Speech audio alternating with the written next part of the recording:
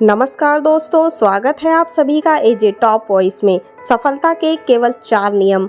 आज हम बात करेंगे उन 4 सिद्धांतों के बारे में, उन 4 प्रिंसिपल्स के बारे में जो हमारे भूतपूर्व राष्ट्रपति श्रीमान एपीजे अब्दुल कलाम सर के द्वारा बताए गए हैं।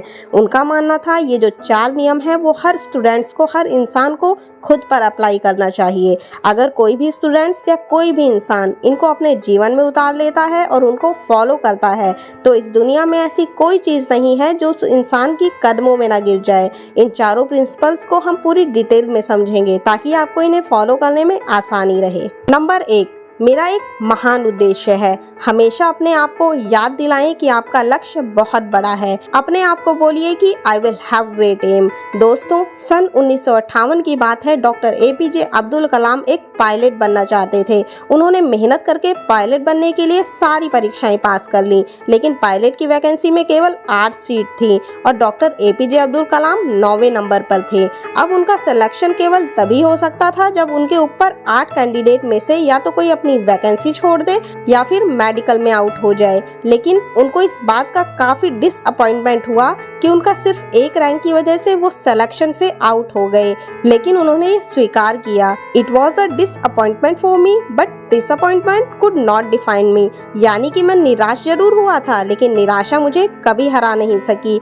उन्होंने ठान लिया था कि भले ही पायलट बन के एयरक्राफ्ट ना उड़ा सकूं, लेकिन एक इंजीनियर बन के, एक साइंटिस्ट बन के मैं एयरक्राफ्ट जरूर बना सकता हूँ, मिसाइल बना सकता हूँ, रॉकेट बना सकता हूँ। और दोस्तों, ये तो किसी को नहीं पता कि अगर doctor APJ Abdul Kalam pilot बनते तो कहाँ तक पहुँच पाते, लेकिन उन्होंने इस बात को जरूर साबित किया कि अगर वो पायलट नहीं बन पाए तो उन्होंने रॉकेट और मिसाइल जरूर बना दिए। और भले ही वो इंडियन एयरक्राफ्ट में पायलट नहीं बन पाए लेकिन राष्ट्रपति जरूर बने, जो कि तीनों सेनाओं के कमांडर इन चीफ होते हैं और तीनों सेनाओं में आर्मी, नेवी और एयरफोर्स भी होती है। दोस्तों, उनका कहा गया रूल नंबर 1, हमेशा अपने आप को बोलिए कि I will have great aim. मैं अपना लक्ष्य ऊंचा रखूंगा। ये प्रॉमिस हमेशा अपने आप को याद दिलाते रहें। नंबर 2, मैं लगातार ज्ञान प्राप्त करूंगा। दोस्तों, यह रूल कहता है कि I will continuously acquired knowledge, यानी कि मैं हमेशा लगातार ज्ञान हासिल करता रहूंगा।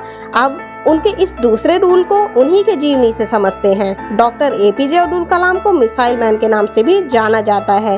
वो एक इंजीनियर थे, एक वैज्ञानिक थे। उन्होंने बहुत सारी मिशन को लीड किया और सक्सेसफुल भी रहे। उन्होंने पद्म भूषण, पद्म विभूषण और भारत रत्न जैसे हाईएस्ट सिविलियंस अवार्ड जीते। वो भारत के 11वें राष्ट्रपति भी बने, लेकिन इसके बावजूद भी उन्होंने ये माना कि वो अपने आप को एक टीचर समझते हैं, वो अपने आप को एक अध्यापक समझते हैं और उनको सबसे ज्यादा खुशी तब मिलती है जब उनका कोई स्टूडेंट पीएचडी पूरी कर लेता है। यानी कि उनके लाइफ में अगर सबसे ज्यादा जरूरत कोई चीज थी तो वो थी एजुकेशन, नॉलेज। उनका मानना था कि एजुकेशन के लिए, यानी कि ज्ञान के लिए जो सबसे अच्छा समय होता है वो होता है स्टूडेंट्स लाइफ।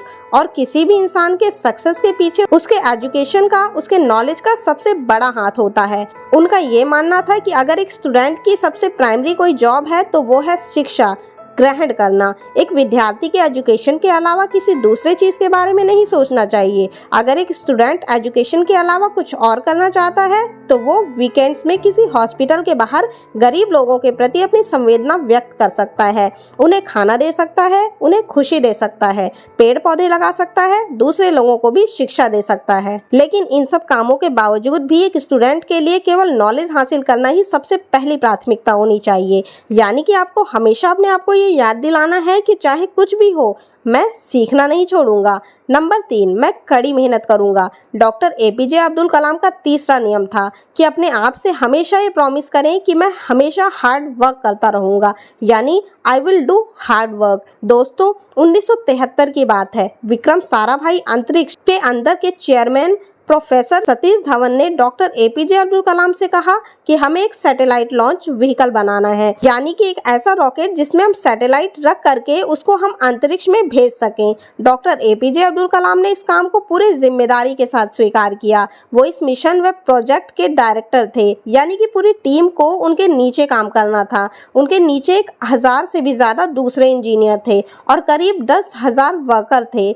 इनके अलावा भी ऐसे कई सारे लोग थे जो इनडायरेक्टली इस मिशन से जुड़े हुए थे। इतनी बड़ी टीम को 6 साल का वक्त लगा प्रोजेक्ट शुरू करने से लेकर लॉन्च के दिन तक।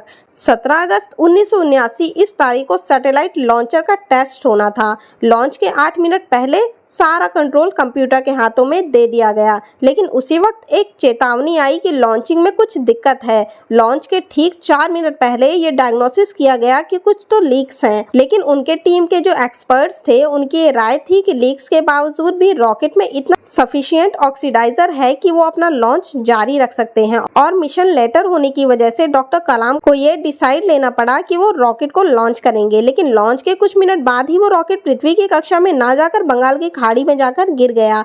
6 साल की मेहनत, हजारों लोगों के कई लाखों वर्किंग ओवर, जनता का पैसा और मिशन 2 मिनट में फेल हो गया। लेकिन जैसा कि doctor APJ Abdul Kalam rule number 3 में बताते हैं कि हमेशा अपने आप को याद दिलाते रहें कि आप कड़ी मेहनत करते रहेंगे। और प्रोजेक्ट के शुरू होने के 7 साल बाद आखिरकार उन्होंने साबित करके दिखाया कि कड़ी मेहनत आपकी असफलता को सफलता में बदल सकती है। यानी कि आप हमेशा अपने आप से कहते रहें, I will do hard work. Rule number 4, यानी कि हमेशा अपने आप को ये याद दिलाते रहें कि लगातार काम करना, हम जो मेहनत कर रहे हैं उस मेहनत को लगातार करते रहें, चाहे कितनी भी मुसीबत आए। कॉन्स्टेंटली आगे बढ़ते रहना, अपने शब्दों पे और अपने विचारों पे कायम रहना। किसी में इतनी हिम्मत ना हो कि आपके हौसलों को कम कर सके।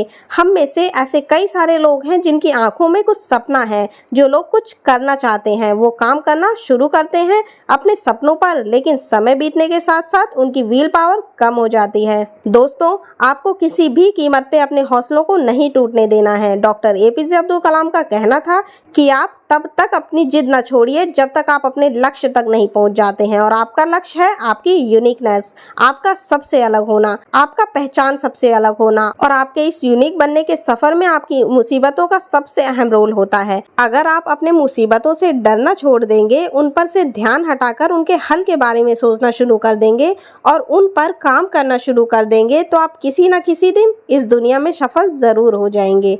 धन्यवाद।